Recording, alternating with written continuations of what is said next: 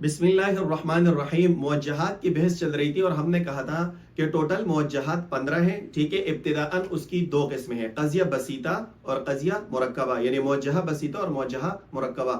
ہم نے کہا تھا کہ 8 بسیطے ہیں اور 7 مرکبے ہیں. ٹھیک ہے، اور یہ جو 8 بسیطے ہیں یہ 4 جہتوں کے اعتبار سے تھے. ٹھیک ہے، ہم نے کہا ٹوٹل بسیطے 8 ہیں، 4 جہتوں کے اعتبار سے. جہت ضرورت ہے، دوام فعلیت امکان ہے. اب ضرورت، دوام، فعلیت امکان کیا ہے اس کی تفصیل گزر چکی ہے. ٹھیک ہے، گزشتہ دروس میں، درس نمبر 68 69 70 وغیرہ میں. ٹھیک ہے، پھر ہم نے کہا تھا کہ جہت ضرورت کے اعتبار سے 4 قضیے موجہ بنتے ہیں: ضروریہ مطلقہ، مشروطہ عامہ، وقتیہ مطلقہ اور منتشرہ مطلقہ. ٹھیک ہے، اس میں ضروریہ مطلقہ، مشروطہ عامہ کی تفصیل گزر چکی ہے.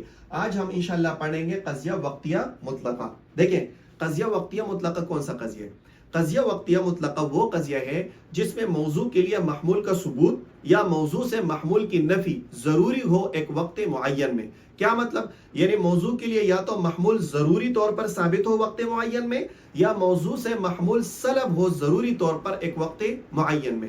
مثال کے طور پر میں کہتا ہوں کہ چاند گرہن ہوتا ہے ایک خاص وقت میں. کون سے خاص وقت میں؟ جب زمین چاند اور سورج کے درمیان حائل ہو جائے.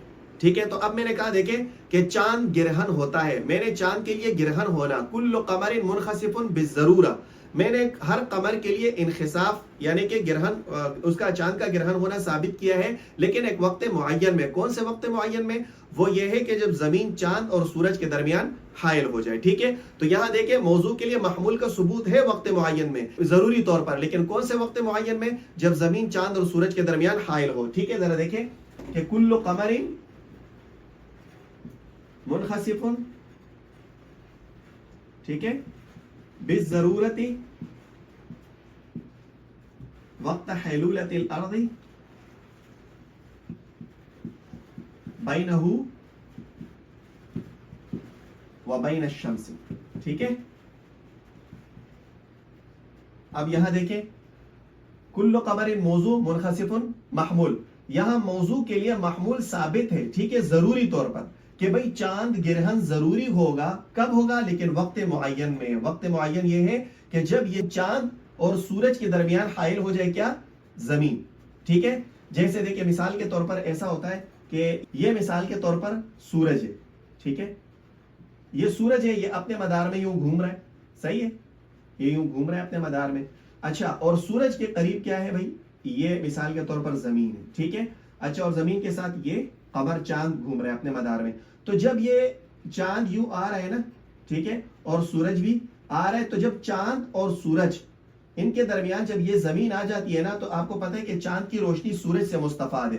تو یہاں تو چاند جو ہے، چاند اور سورج کے درمیان زمین حائل ہو گئی، تو لہٰذا اب چاند گرہن ہوگا. ٹھیک ہے نا، تو چاند گرہن ہوتا ہے جب زمین چاند اور سورج کے درمیان حائل ہو جاتی ہے. سمجھ آ رہی ہے بھائی؟ تو یہ کہہ رہے ہیں یہاں پر چاند کے لیے انخساف یعنی گرہن ہونا ثابت ہے یقینی طور پر جب زمین چاند اور سورج کے درمیان حائل ہو جائے. تو یہ ہے وقتیہ مطلقہ، جب موضوع کے لیے محمول ثابت ہو ضروری طور پر.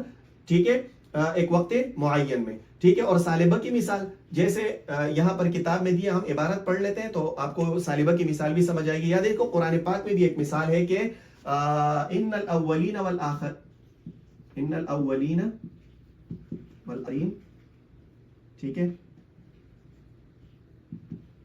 لمجموعون، ٹھیک ہے، الی میقات یوم معلوم. کیا مطلب؟ اللہ فرماتے ہیں کہ ان کے اگلوں اور پچھلوں دونوں کو جمع کیا جائے گا. لمجموعون، ان کو جمع کیا جائے گا ایک معین دن کے وقت میں. ٹھیک ہے، دیکھیں ان الاولین والآخرین ہوا موضوع، لمجموعون ہوا محمول.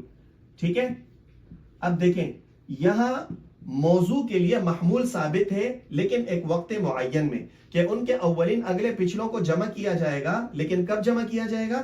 ایک معین دن کے وقت میں. ٹھیک ہے، تو یہ قضیہ وقتیہ مطلقہ ہے. ٹھیک ہے، تو عبارت کو دیکھیں ذرا. والخامسۃ الوقتیۃ المطلقہ، قضیہ بسیطہ موجہہ وہ وقتیہ مطلقہ ہے. وہی التی حکم فیہا بضرورت ثبوت المحمول للموضوع، وہ قضیہ ہے جس میں موضوع کے لیے محمول کے ثبوت کا حکم کیا گیا ہو ضروری طور پر، او نفیہ عنہ، یا موضوع سے محمول کے سلب کا حکم کیا گیا ہو ضروری طور پر. کب؟